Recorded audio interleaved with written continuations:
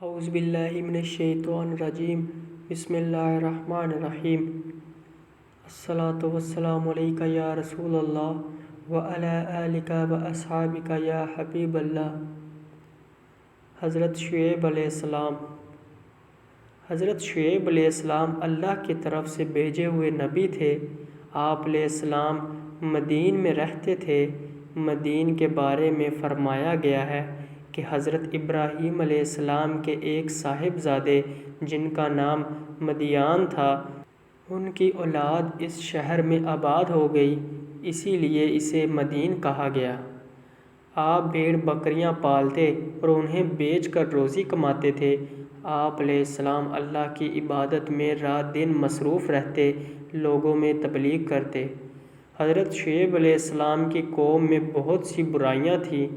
وہ جھوٹ بولتے، لوگوں کا حق غصب کرتے، کمزوروں کا مال چھین کر اپنا پیٹ بھرتے، بتوں کی پوجا کرتے، زمین پر فساد برپا کرتے، ناپ تول میں کمی کرتے۔ جب کسی کو کوئی چیز دینا چاہتے تو کم دیتے، جب کسی سے کچھ لینا ہوتا تو زیادہ سے زیادہ وصول کرتے۔ اس گمراہ قوم کو راہ راست پر لانے کے لیے اللہ نے حضرت شعیب علیہ السلام کو مبعوث فرمایا۔ آپ لوگوں کو نیک عمل کرنے کی تلقین کرتے، جب کسی سے بات کرتے تو اچھے اور سلجھے ہوئے انداز میں کرتے۔ آپ جب وعظ و نصیحت کرتے تو اس طرح کرتے کہ معمولی سمجھ رکھنے والا بھی متاثر ہوئے بغیر نہیں رہتا۔ آپ فرماتے کہ جب کسی سے لین دین کرو تو معاملہ صاف رکھو، انصاف سے کام لو، لوگوں کا دل نہ دکھاؤ، نہ کمزوروں پر ظلم کرو۔ آپ علیہ السلام فرماتے، اے قوم، اللہ تعالیٰ کی بندگی کرو، اس کے سوا تمہارا اور کوئی معبود نہیں۔ ناپ اور تول میں تم کو آسودہ دیکھنا چاہتا ہوں، میں آنے والے عذاب سے ڈراتا ہوں۔ قوم کے سردار آپ علیہ السلام سے کہنے لگے کہ اے شعیب، مال ہمارا ہے، چاہے ہم تول میں کم کریں یا زیادہ، یہ ہماری مرضی ہے، تم کو ہمارے ناپ تول سے کیا کام؟ تم ہمارے معاملے میں کیوں دخل دیتے ہو؟ ہم جو کچھ کرتے ہیں اپنی سمجھ سے کرتے ہیں، یہ تو ہماری تجارت ہے۔ آپ علیہ السلام قوم کی باتیں سن کر فرماتے، اے قوم، ایسی باتیں نہ کرو، یہ تو سراسر اللہ کی نافرمانی ہے۔ تم نے اللہ کی نافرمان قوموں کا حال تو سنا ہوگا کہ کس طرح ان پر اللہ کا عذاب نازل ہوا۔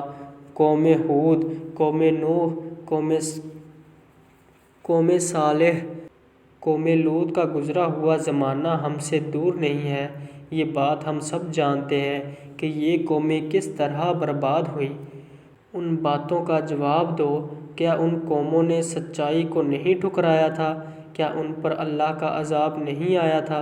اگر تم نے بھی سچائی کو ٹھکرایا تو تم بھی پچھلی قوموں کی طرح عذاب میں گرفتار ہوگے۔ اگر تم یہ چاہتے ہو کہ تم پر اللہ کی رحمت ہو تو تم لوگ پروردگار کی طرف رجوع کرو، اپنے گناہوں کی معافی طلب کرو، بے شک میرا رب بہت مہربان اور محبت والا ہے۔ آپ علیہ السلام نے فرمایا، اے برادران قوم، اللہ کی بندگی کرو، اس کے سوا تمہارا کوئی معبود نہیں ہے۔ تمہارے رب کی طرف سے صاف رہنمائی آ گئی ہے۔ سیدھا رستہ یہ ہے کہ جب وزن کرو تو پورا کرو، وزن میں کمی نہ کرو، زمین پر فساد برپا نہ کرو، جبکہ اصلاح ہو چکی ہے، اس میں تمہاری ہی بھلائی ہے۔ اگر تم واقعی مومن ہو اور زندگی کے ہر راستے پر رہزن بن کر نہ بیٹھ جاؤ، جو لوگ خدا پر ایمان لائے ہیں انہیں خوف زدہ نہ کرو، جو لوگ خدا کے راستے پر چلتے ہیں ان کو نہ روکو۔ حضرت شعیب علیہ السلام جن جن باتوں کی تبلیغ کرتے تھے اس سے یہ بات معلوم ہوتی ہے کہ شعیب علیہ السلام کی قوم تجارت پیشہ تھی اور تجارت میں بددیانتی کرتی تھی، ناپ تول میں کمی کرتی تھی۔ ان خرابیوں کو روکنے کے لیے اللہ نے اس قوم کی طرف حضرت شعیب علیہ السلام کو مبعوث فرمایا۔ قوم کے سردار حضرت شعیب علیہ السلام کے دشمن بن گئے تھے، انہیں اپنی سرداری پر گھمنڈ تھا۔ آپ علیہ السلام کی تبلیغ کے جواب میں سردار کہتے کہ ہم تجھے اور ان لوگوں کو جو تجھ پر ایمان لائے ہیں اپنی بستی سے نکال دیں گے۔ تم کو اور تم پر ایمان لانے والوں کو ہماری باتیں ماننا پڑیں گی۔ ہم جیسے پوجتے ہیں تمہیں بھی پوجنا ہوگا، جو ہم کرتے ہیں تمہیں بھی وہ کرنا ہوگا۔ حضرت شعیب علیہ السلام نے جواب دیا کہ کیا ہم سے زبردستی منوایا جائے گا؟ ہم تو اللہ کی طرف ہیں، ہمارے رب کا علم ہر چیز پر حاوی ہے۔ آپ علیہ السلام نے فرمایا، اے ہمارے رب، ہمارے اور ہماری قوم کے درمیان ٹھیک ٹھیک فیصلہ کر دے، اور تو بہتر فیصلہ کرنے والا ہے۔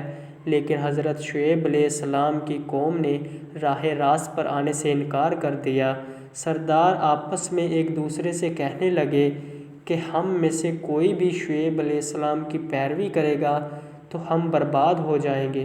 چنانچہ قوم نے آپ علیہ السلام کی باتوں کو جھٹلایا۔ حضرت شعیب علیہ السلام قوم کے رویے سے مایوس ہو گئے اور یہ کہتے ہوئے بستی سے نکل گئے کہ اے برادران قوم، میں نے اپنے رب کے پیغامات تم تک پہنچا دیے ہیں اور تمہاری خیر خواہی کا حق ادا کر دیا۔ اس کے بعد ان پر اللہ کا عذاب آیا، ایک دل ہلا دینے والی آفت نے ان کو آ لیا اور وہ اپنے گھروں میں اوندے پڑے کے پڑے رہ گئے۔